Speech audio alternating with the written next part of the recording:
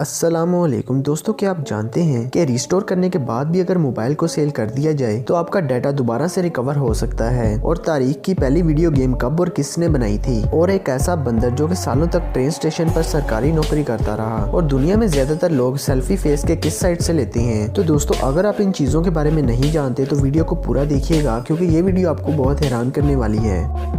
Subscribe करें informative minds channel को और बेल आइकन को दबाएं इन्फॉर्मेटिव वीडियोस सबसे पहले देखने के लिए।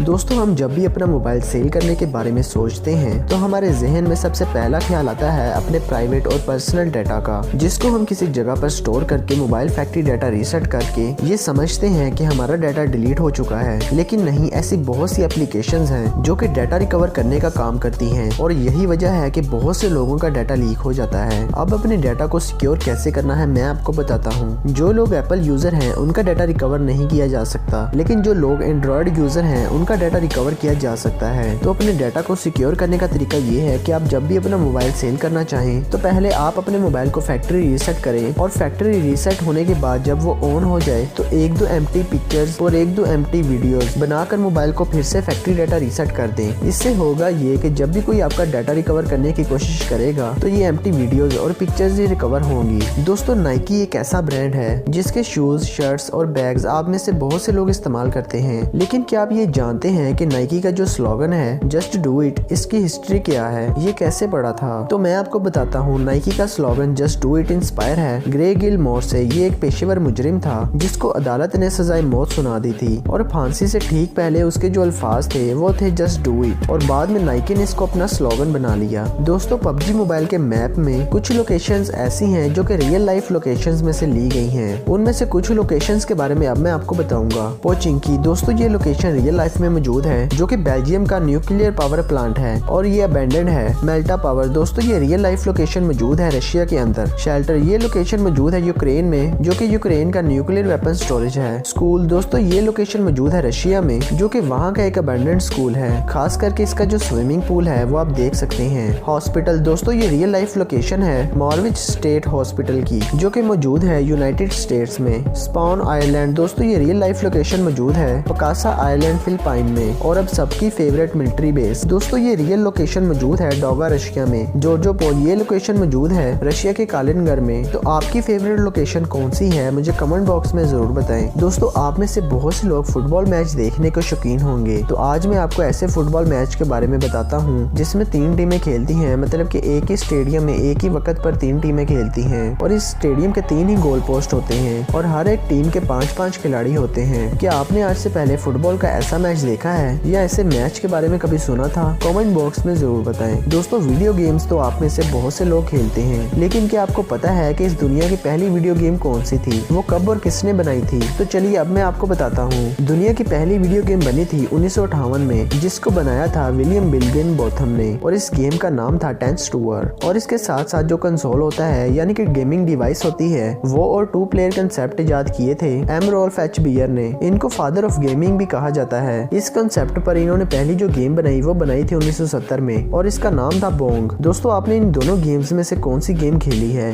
कमेंट बॉक्स में जरूर बताएं। दोस्तों, अगर मैं आपसे सवाल करूं कि पार्लियामेंट किसे कहते हैं, तो तकरीबन सभी लोगों के दिमाग में पॉलिटिक्स का ख्याल आएगा। लेकिन नहीं, अब जो बात मैं आपको बताने जा रहा हूँ, ये बात जानकर आप हैरान रह जाएंगे। और यानी कि उल्लू जब ये ग्रुप की शक्ल में होते हैं तो उस ग्रुप को भी पार्लियामेंट कहा जाता है। अगर आपको इस बात पर यकीन नहीं आ रहा तो आप गूगल पर देख सकते हैं। The group of all is called, result आपके सामने खुद ही आ जाएगा। दोस्तों, अगर आपको मच्छर काट जाए और आप उस जगह पर नेल पॉलिश लगाते हैं तो आपकी जलन बहुत हद तक कम हो जाएगी। और अगर आप प्याज काट रहे हो और आपकी आंखों में बहुत ज्यादा पानी आ रहा हो, तो ऐसे में अगर आप बबल यानी कि च्युइंगम चबाते हैं तो आपके आंसू बहुत हद तक कम हो जाएंगे। दोस्तों, क्या आपने कभी किसी जानवर को नौकरी करते हुए देखा है? तो मैं आपको दिखाता हूँ। ये बंदर जिसका नाम जैक दी बबून है, इस बंदर ने 9 साल रेलवे में सरकारी मुलाजमत की एज अ सिग्नल मैन, और वो भी बिना कोई गलती किए। दरअसल इस बंदर का जो मालिक था, एक एक्सीडेंट में उसकी दोनों टांगे चली जाती हैं और फिर इसके बंदर ने इसकी जगह पर 9 साल तक सरकारी मुलाजमत की और इसकी जो सैलरी होती थी वो होती थी 1 बोतल ऑफ वाइन पर मंथ। दोस्तों अगर आप सेल्फी लवर हैं तो ये फैक्ट खास आपके लिए है। एक स्टडी के मुताबिक बताया गया है कि जो सेल्फी लेने के शौकीन होते हैं वो अपनी राइट साइड को छोड़कर हमेशा अपनी लेफ्ट साइड से ही सेल्फी लेते हैं, क्योंकि लेफ्ट साइड इंसान की शक्ल को नुमाया और खूबसूरत प्रेजेंट करती है। यही वजह है कि जो पेंटर्स होते हैं वो ज्यादातर पेंटिंग लेफ्ट साइड से ही किया करते हैं। तो अगर आप भी लेफ्ट साइड से ही सेल्फी लेते हैं तो मुझे कमेंट बॉक्स में जरूर बताएं। दोस्तों हम सब की बचपन की एक मशहूर कहानी जो कि हम सब ने पढ़ी भी और सुनी भी है, जिसका नाम था कछुआ और खरगोश की रेस, जिसके एंड में खरगोश रेस हार जाता है। और अगर ये कहानी आज भी जहन में आए तो बचपन की यादें ताज़ा हो जाती हैं। लेकिन ऐसे ही एक रेस रियल लाइफ में हो चुकी है, इसके आखिर पर भी खरगोश हार जाता है।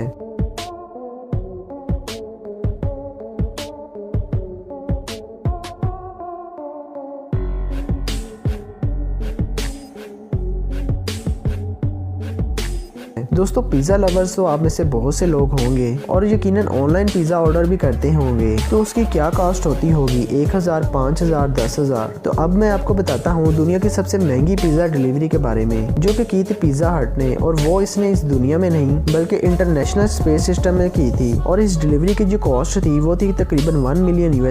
दोस्तों गेमर्स यानी कि वो लड़के और लड़कियां जो कि इलेक्ट्रॉनिक गेम्स खेलना पसंद करते हैं, जैसे कि पबजी और फ्री फायर वगैरह, जिनको देखकर बड़े कह रहे होते हैं कि क्या हर वक्त हेडफोन लगाकर गेम खेलते रहते हो। तो अब मैं आपको इन गेमर्स के ही कुछ फैक्ट्स बताता हूँ। गेमर्स का जो फोकस और लर्निंग स्किल होता है वो एक नॉर्मल इंसान से कई गुना बेहतर होता है। वो लोग ज्यादा क्रिएटिव होते हैं। और अगर इनके स्टैट्स की बात की जाए तो तकरीबन जो 40% गेमर्स हैं वो 18 से 34 साल के होते हैं। इनमें से 75% गेमर्स कंसोल पर गेम्स खेलते हैं लाइक एक्सबॉक्स, और 60% गेमर्स स्मार्टफोन पर गेम्स खेलते हैं, और 52% गेमर्स पीसी पर गेम खेलना पसंद करते हैं। और अगर इनकी पसंद की गेम्स की बात की जाए तो 80% गेमर्स शूटर गेम्स को पसंद करते हैं, और 68% एडवेंचर्स गेम्स होती हैं, और 65% रोल प्लेइंग गेम्स होती हैं। तो दोस्तों आपको ये वीडियो कैसे लगी कमेंट बॉक्स में जरूर बताएं, और हमारे चैनल को सब्सक्राइब कर लें और बेल आइकन पर क्लिक कर दें ताकि ये इन्फॉर्मेटिव और इंटरेस्टिंग वीडियो सबसे पहले आप तक पहुंच सके।